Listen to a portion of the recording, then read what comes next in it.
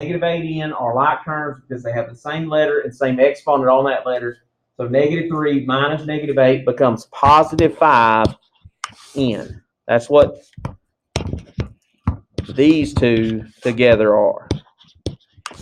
Then negative n to the third power is a like term with the other negative n to the third power because they're the same letter, they have the same exponent. What's in front of each one of them? A negative 1. So that's the key here. So negative 1n cubed minus negative 1n cubed. Double negative turns that to a plus, right? So what's negative 1 plus positive 1? Negative 1 plus positive 1 is, if I owe you $1 and then I give you $1, it's 0, right? So that'd be plus 0 into the third. Well, 0 times into the third is what? Nothing, right? It's nothing. So it cancels itself out. So we're left with 5n.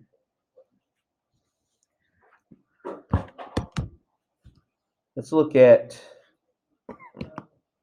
number 4. Just kind of skip around, try to find different ones that have just a few differences in there.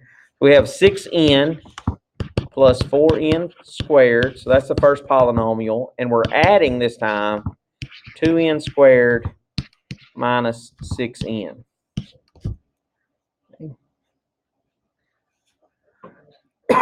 So, like terms. So I'm looking here. 6n looks like what? This other 6n. They both have the same letter, same exponent. So what's 6n plus negative 6n? What happens to them? Positive 6. So I got $6, and then Logan comes along and takes $6. I have $0 left. Okay? So these cancel one another out, just like the one above it did. But then we have these like terms. Positive 4 plus positive 2, n squared. Both are n squareds, so we're going to put them together. 4 plus 2 would be 6. Here's the thing. Most people, the most common mistake when we're doing this is people change that exponent. It doesn't change. Adding and subtracting does not change exponents. Nope. That only happens when you're multiplying or dividing. So exponents stay the same if you're adding and subtracting. Okay? So these two canceled each other out. These two came together to give us a positive 6 into the second power. Let's look at number 5. We'll do it together too. And we're subtracting. So we got 3x to the third plus 3x squared minus 6x to the third minus 6x squared.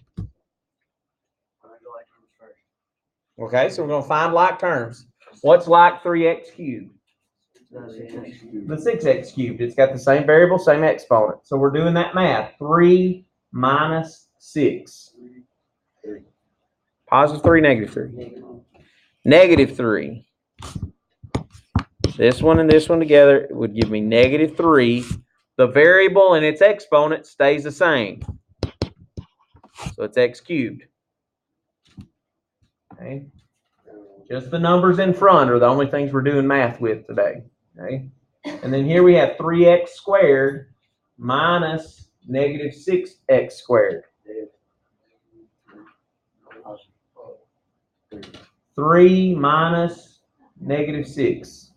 Double negative plus, so 3 plus 6 is 9. So it's positive 9. And then the letter and the exponent stays the same. So 9x squared. That, and you're done. That's all you're doing. You can't put these two together because one's got x cubed and the other one has x squared. They're not like terms. They have the same variable, but a different exponent. Okay? Exponents have to be the same in order to add them together. Yeah, number 10 is a good one. Let's do that one. 8x plus 7x squared. And then we're adding 2x minus x squared. Two different polynomials there.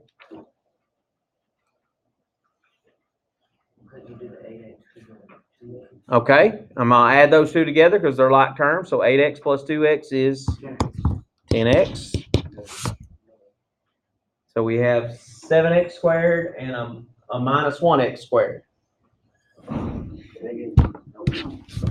7 minus 1, positive 6x squared.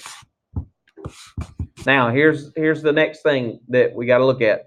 We didn't talk about it on the last example because we didn't have to do any work. We want to put this in what's called descending order at the end. Okay? So descending order means you start with the highest exponent and go down. So which one's bigger, x or x squared? X squared. So I'm going to rewrite this problem. 6x squared plus 10x. And that's going to be my final answer. We want to finish it off by putting it in order. Biggest exponent first and go down from there. That's called descending order out of that. Flip it over to the back there and get a little bigger problems on the back. Which one, Logan, do you like? 14, that's a good one. We'll do that one. Negative 7 plus 3n squared minus 8n to the third. That's our first polynomial. Minus negative 2n plus 7n cubed minus 4. Now here's what I try to do with these. I'm gonna look for the biggest one first, because then I know I want to write my answer in that order, right? So I want to do the biggest one first and then go down. So I look for the one that has the highest exponent. What terms have the highest exponents? Negative 8n to the third and the positive 7n to the third. So I'm going to do those two together first. So what's negative 8n to the third minus 7n to the third?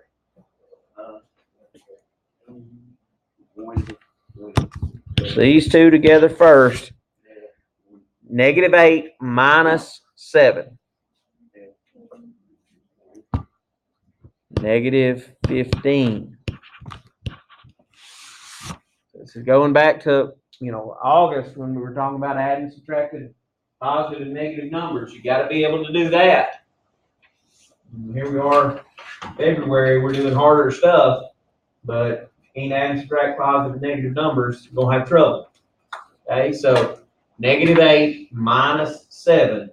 That's making it more negative. So totaling those up, keeping it negative. So that gets that piece. What's the next largest piece? All right, we got n squareds right here, and that's right below n cubed, right? So that's the next thing. Is there a like term that goes with the n squareds? No, that doesn't mean we throw it away. It means we keep it. There's not anything to add to it, so I'm just going to bring this guy down. So positive 3n squared goes in the problem. Okay, so I'm just bringing down that piece because it's part of the problem. It just didn't happen to have any like terms to it. What's the next largest? Negative 7 doesn't have an n. There's something else that has an n. Yeah, we got this minus negative 2n. That's got an n on it, so that's the next step down. So cubed squared to the first power would be the next thing, right? So negative negative turns that into positive 2n. Now I can finally do the negative 7 and the negative 4. Negative 7 minus negative 4. Negative 7 minus negative 4. Got double negative. So that turns it into plus 4. So what's negative 7 plus 4? Negative 7 plus 4. You owe me $7 and you make a payment of $4. How much do you owe me now? $3. That's a negative. There we have our answer. It's in descending order, and I don't have to rearrange anything. So if you'll start with the largest one and then go down from there, you won't have to rearrange things. Let's look at number 17.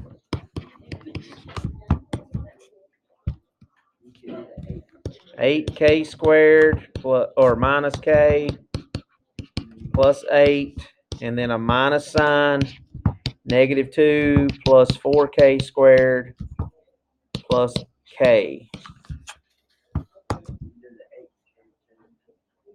So 8k squared and 4k squared, those are the biggest exponents. So that's where I'm going to start. What's 8k squared minus 4k squared? 4k squared. We're done with those. That was just putting those two together. What would be the next pieces that I would use? Now there's some plain k's, so I'm going to use those k to the first powers next. Negative 1k minus 1k. Negative 2k. Good time. So that's those two together. Now I can finally do the regular numbers. 8 minus negative 2. Double negative turns into a plus, so 8 plus 2 is 10. And there we have it simplified there. It's not that bad. You just got to, when it's a subtraction problem, those double negatives, you got to watch and make sure you're watching your signs on that. This is not, the combining of adding and subtracting polynomials is not hard. There's a lot of places to make mistakes. But understand, the only math you're doing are with the numbers in the front. You're not doing anything with the exponents when we're adding and subtracting. When we get into multiplying these things next week, then we do something with exponents. But adding and subtracting, you don't do anything with exponents. Okay? So it's about lunchtime. So you've got several of those more to do. We've 1, 2, 3, 4, 5, 6. We've done 6. There's 14 left for you to work on there and get help with that and get started with adding and subtracting polynomials. So.